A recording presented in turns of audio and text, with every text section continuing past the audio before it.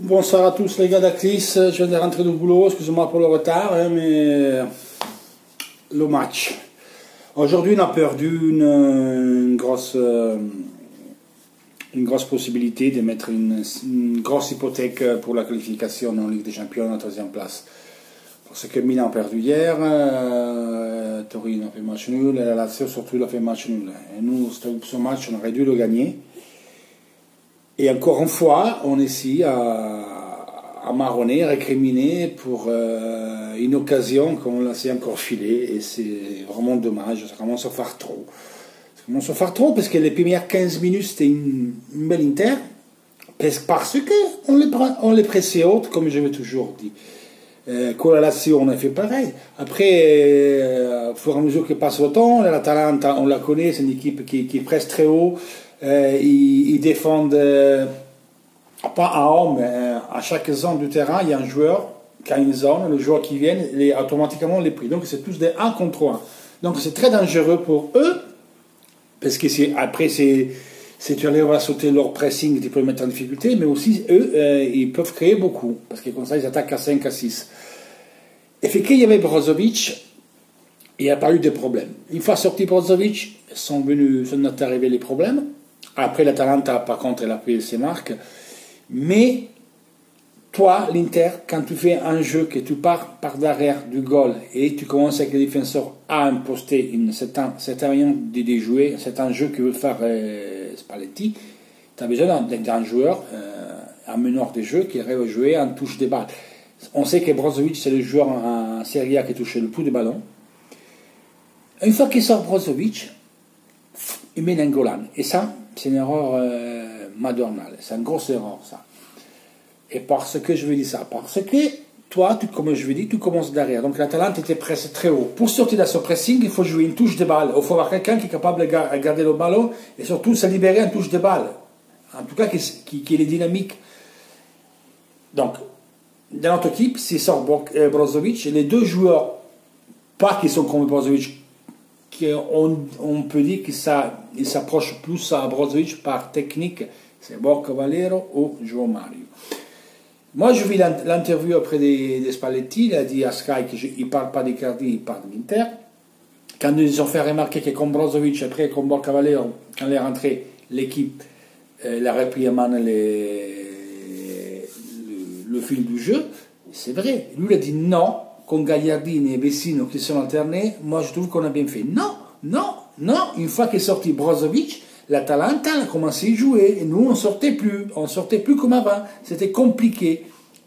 On a vu des occasions, mais c'était compliqué. On a vu l'occasion avec Icardi, mais c'était compliqué pour nous. Et jouer 55 minutes avec meneur de jeu Gagliardini ou Vecino, c'est lamentable.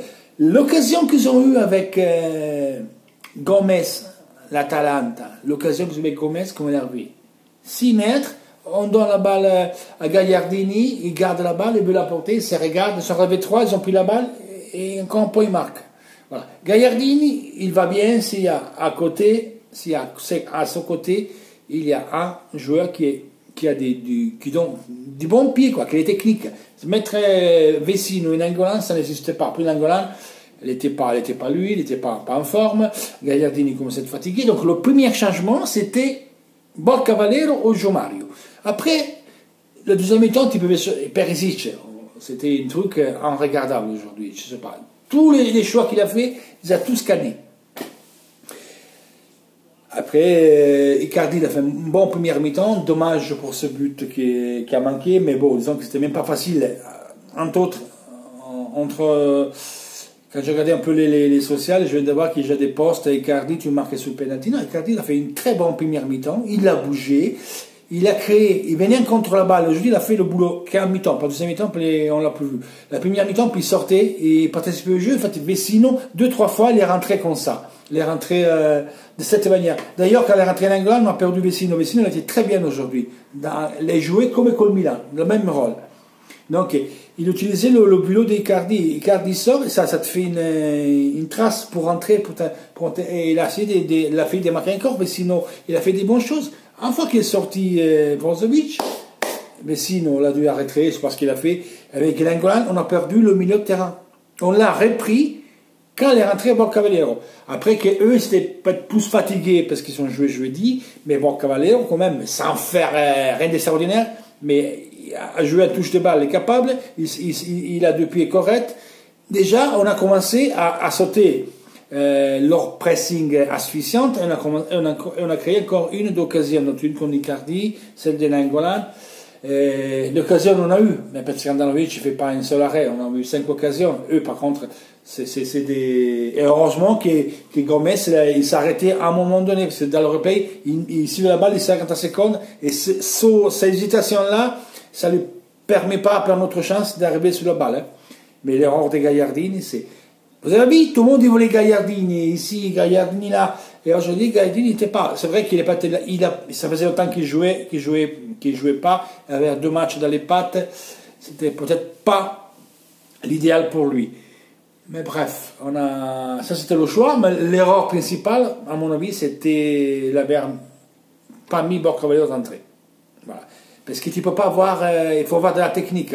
Gagliardini, il est bien, c'est à côté, il y a un joueur qui a de la technique. Autrement, on peut pas jouer comme Gagliardini Vicino qui doit s'alterner, faire les meneurs de jeu. On peut pas, on est trop lent et on se fait agresser. Ils sont très grands, ils sont lents à partir. On peut pas, il faut quelqu'un qui est capable de donner une touche de balle.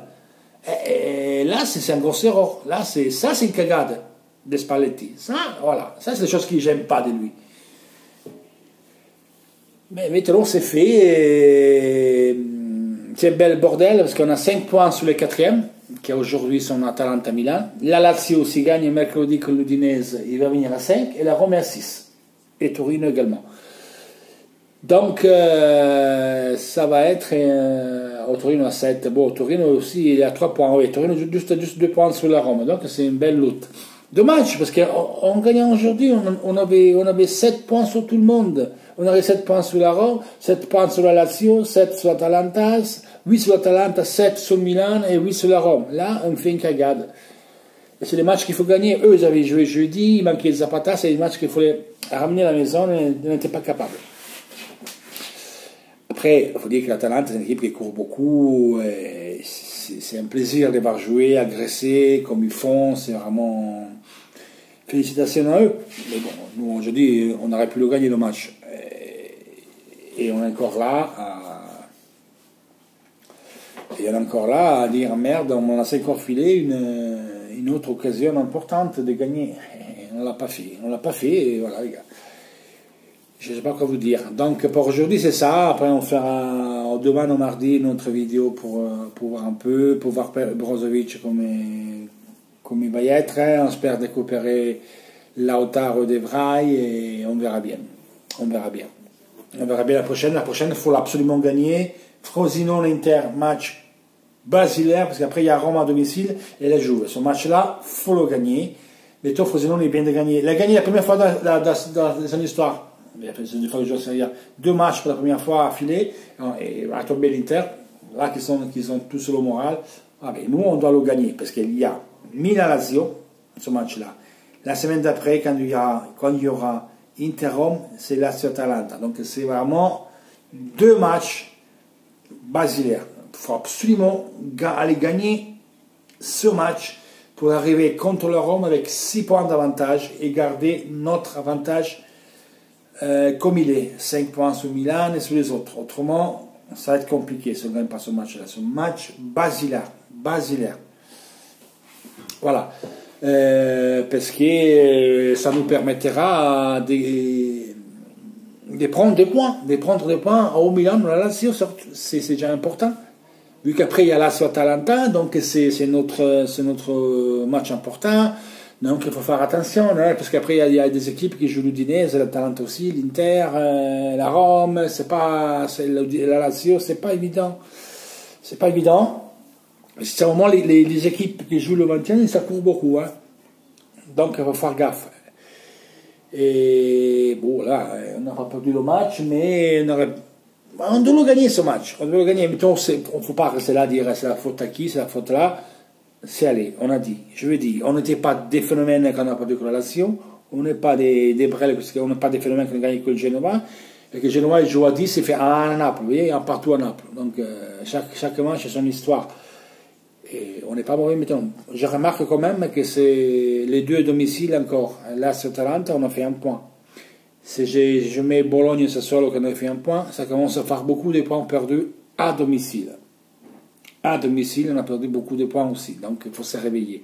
Donc, c'est ce qu'on a perdu aujourd'hui, il faut le rattraper con Frosinone. Et après, quand la Rome, c'est la jouer, en sachant qu'on doit faire le match à eux et nous partir en contre. Donc, je parle du match que la Rome. Donc, on verra bien. Les gars, à la prochaine. Ciao.